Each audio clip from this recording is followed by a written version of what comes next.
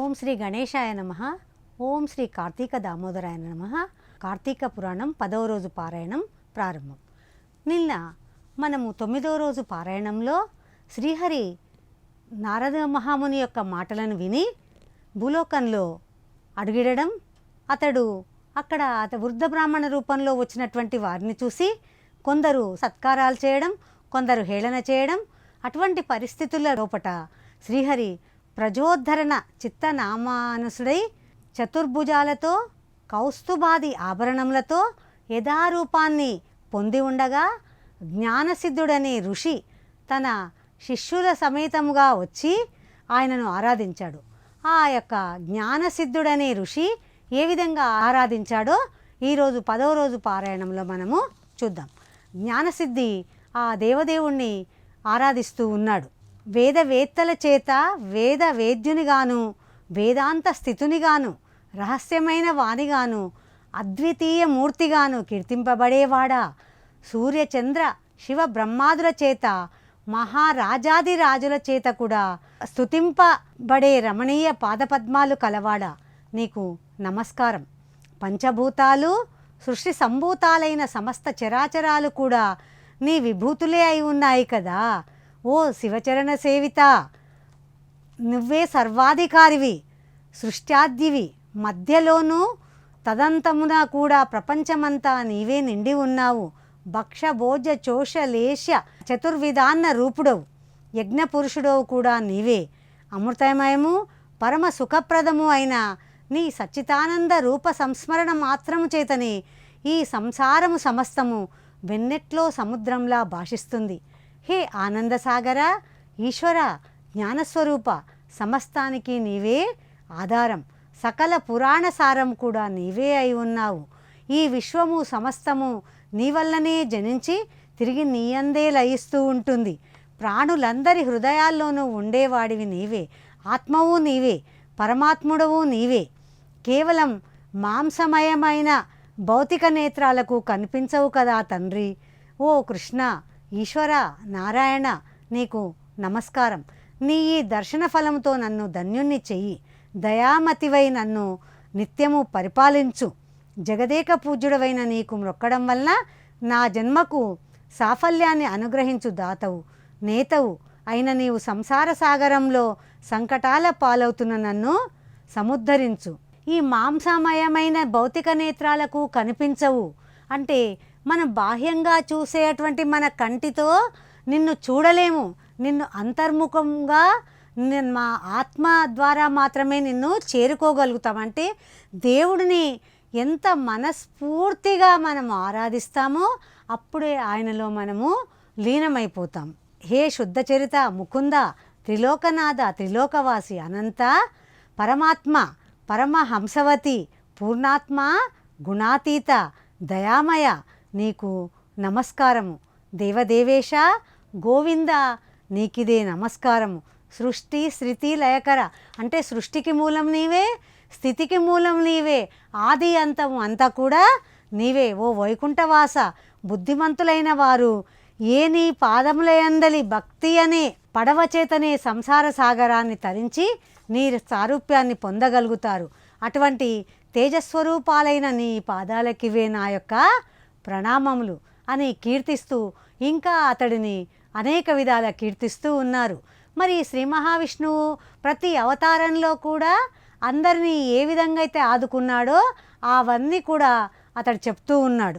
ప్రహ్లాద, ధ్రువ, మార్కండేయ, విభీషణ, ఉద్దన, గజేంద్రాది భక్తకోటులను రక్షించిన నీ నామస్మరణము మాత్రం చేతనే సమస్త పాపాలు నశించిపోతున్నాయి. మరి ప్రహ్లాదుడని ఎవరైనా ఆ శ్రీమన్నారాయణుని నామస్మరణం చేతనే ముక్తి మార్గాన్ని పొందారు. ఓ కేశవ, నారాయణ, గోవింద, మధుసూదన, త్రివిక్రమ, వామన, శ్రీధర, హృషికేశ, పద్మనాభ, దామోదర, సంకర్షణ, వాసుదేవ, నీకివే మా నమస్కారములు, నన్ను రక్షింపుము. ఈ విధంగా తెరిపిలేని పారవశ్యంతో తనను స్తుతిస్తున్నటువంటి జ్ఞానసిద్ధుని చూసి ఆ యొక్క స్వామి శ్రీ మహావిష్ణువు ఏమన్నాడంటే, నీ స్తోత్రానికి నేను ఎంతో సంతోషపడుతున్నా, నీకు ఏం వరం కావాలనో కోరుకో.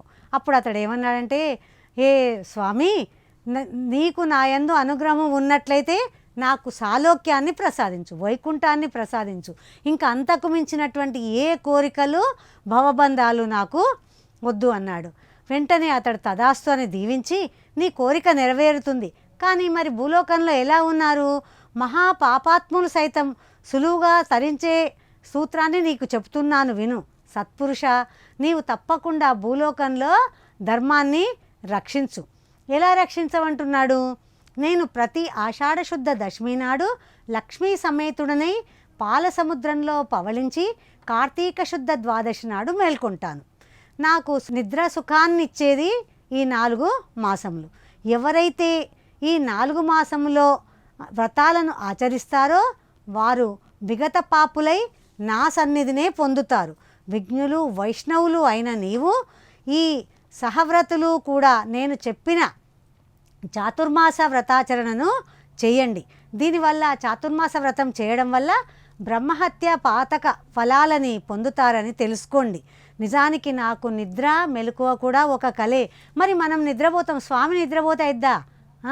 నిన్ను నిద్రపోమ్మంటూ మేము, మరి స్వామి నిద్రపోతే ఏ లోకాలు కూడా నిలిచి ఉండవు. నేను వాటికి అతీతుడను అయిన నా భక్తులను పరీక్షించడానికి నేనలా నిద్రమిషతో జగన్నాటక రంగాన్ని చూస్తుంటానని గుర్తించు. అంతేకాకుండా నీవు నాపై చేసినటువంటి ఈ స్తోత్రాలన్నీ కూడా త్రికాలములందు పఠించినటువంటి వాళ్ళు కూడా తరిస్తారు. కాబట్టి నీ శ్లోకాలన్నీ కూడా 3 లోకాల్లోపట నువ్వు ప్రచారం చేయడానికి నడుము కట్టుకొని చెప్తూ ఉన్నాడు. ఆదినారాయణుడు లక్ష్మీ సమేతుడై ఆషాఢ శుద్ధ దశమి నాడు పాల సముద్రాన్ని చేరి శేషతల్పంపై శయనించాడు. అంగిరసుడు మళ్ళీ ఈ విధంగా చెప్తూ ఉన్నాడు. ఓయి, నీవడిగిన చాతుర్మాస వ్రత మహిమ ఇది.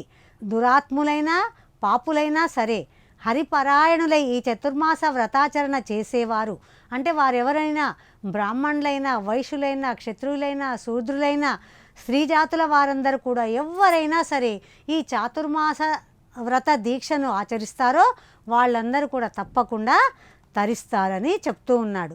ఈ యొక్క వ్రతాన్ని చేయనట్టయితే 1,000,000 జన్మలు సురాపానం చేసిన పాపాలన్నీ పొందుతారు. శ్రద్ధాభక్తులతో ఆచరించే వాళ్ళు 100 యజ్ఞాలు చేసిన ఫలాన్ని అంత్యంలో విష్ణులోకాన్ని చేరుకుంటారని చెప్తున్నాడు. ఈ విషయాలన్నీ కూడా జనక రాజర్షికి వశిష్ఠ మహాముని చెప్తూ ఉన్నాడు. ఇంకా ఇలా చెప్పసాగాడు. ఓ మిథుల రాజా, ఈ కార్తీక మహత్యమును గూర్చి అత్రి అగస్తుల నడుమ జరిగినటువంటి సంవాదమును మీరు తప్పకుండా తెలుసుకోవాలి.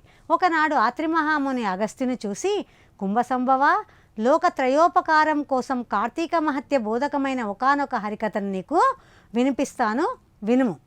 వేదంతో సమానమైన శాస్త్రము కానీ, ఆరోగ్యానికి ఈడైన ఆనందము కానీ, హరికి సాటి అయిన దైవము కానీ, కార్తీకంతో సమానమైనటువంటి మాసము కానీ లేవయ్యా. కార్తీక మాసంలో స్నాన దీపదానాలు విష్ణు యొక్క అర్చన వలన సమస్త వాంఛలు సమకూరుతాయి. అంటే ఏ కోరికైనా మనము ప్రతిఫలం లేకుండా భగవంతుణ్ణి కోరుకున్నట్టయితే తప్పకుండా ఆ కోరిక నెరవేరుతుంది. ముఖ్యంగా కలియుగ ప్రాణులు కేవలం విష్ణు భక్తి వలన మాత్రమే నా యొక్క సాన్నిధ్యాన్ని పొందగలుగుతారు. ఇందుకు సాక్షిభూతంగా పురంజయుని కథ చెప్తాను, విను. మరి పురంజయుడు త్రేతాయుగంలో సూర్యవంశ క్షత్రియుడు అయినటువంటి రాజు, అయోధ్య నగరాన్ని పాలించేటువంటి రాజు. అతడు అన్ని విద్యల్లో ఆరితేరినటువంటి వారు, సర్వ శాస్త్రవిధుడు, ధర్మజ్ఞుడు అయిన ఆ రాజు అత్యధికమైనటువంటి ఐశ్వర్యం కలగడంతో అహంకరించిన వాడై బ్రాహ్మణ ద్వేషి అయి దేవ బ్రాహ్మణ సత్య శౌచ విహీనుడై దుష్ట పరాక్రమయుక్తుడు దుర్మార్గవర్తనుడు అయి ప్రవర్తించసాగాడు. అంటే ఒక చింత చెట్టు కానీ ఒక ఫలాలనిచ్చే చెట్టు ఎంతైతే ఎదుగుతుందో అంత ఒదిగి ఉంటుంది. అంతేకాని నా కింద 1000 ఫలాలు ఉన్నాయని ఆ చెట్టు ఎప్పుడు కూడా ఎగిరెగిరి పడదు. అలాగే ఎప్పుడైతే ఏ మానవుడైనా కానీ లక్ష్మీ సరస్వతులు తనకు ఒనగూడినప్పుడు తప్పకుండా సంస్కారవంతమైనటువంటి ధర్మపరమైనటువంటి జీవితాన్ని మాత్రమే గడపాలి. అలా కాకుండా పురంజయుడు ధన గర్వంతో అందరినీ, బ్రాహ్మణులను, క్షత్రియులను, శూద్రులను, తన దగ్గర ఉన్నటువంటి వాళ్ళందరినీ కూడా నీచాతి నీచంగా చూసేటువంటి వాడు. తద్వారా అతనిది ఏమైంది, ధర్మబలం నశించింది. ధర్మబలం ఎప్పుడైతే నశిస్తుందో అధర్మం ప్రజ్వరిల్లుతుంది. అధర్మం ప్రజ్వరిల్లినప్పుడు భగవంతుడు తప్పకుండా మళ్ళీ ధర్మాన్ని కాపాడడానికి ఏదో రూపంలో వస్తూ ఉంటాడు. అతని ధర్మబలం నశించడంతో సామంతులైన కాంబోజ కురుజాదులు అనేక మంది ఏకమై చతురంగ బలాలతో వచ్చి అయోధ్యను చుట్టుముట్టించారు. ఆ వార్త తెలిసినటువంటి పురంజయుడు తాను కూడా శత్రువులను ఎదుర్కోవడానికి సిద్ధమయ్యాడు. పెద్ద పెద్ద చక్రాలున్నవి, ప్రకాశించేవి, జెండాతో అలంకరించబడినవి, ధనుర్బాణాలు శస్త్రాస్త్రాలతో కూడి శస్త్రాస్త్రాలన్నిటి కూడా సిద్ధం చేసుకొని అనేక యుద్ధాల్లో విజయం సాధించినవి, చక్కటి గుర్రాలు పూంచినవి, తమ సూర్యవంశ రథాన్ని అధిరోహించి రథ గజ తురగ పదాతులు అనబడే 4 రకాల బలాలతో నగరం నుండి వెలువడి చుట్టుముట్టిన శత్రు సైన్యములపై విరుచుకపడ్డాడు పురంధరుడు. ఈ కథను ఈ యొక్క వశిష్ఠ మహర్షి జనక రాజర్షికి చెప్తూ ఉన్నాడు.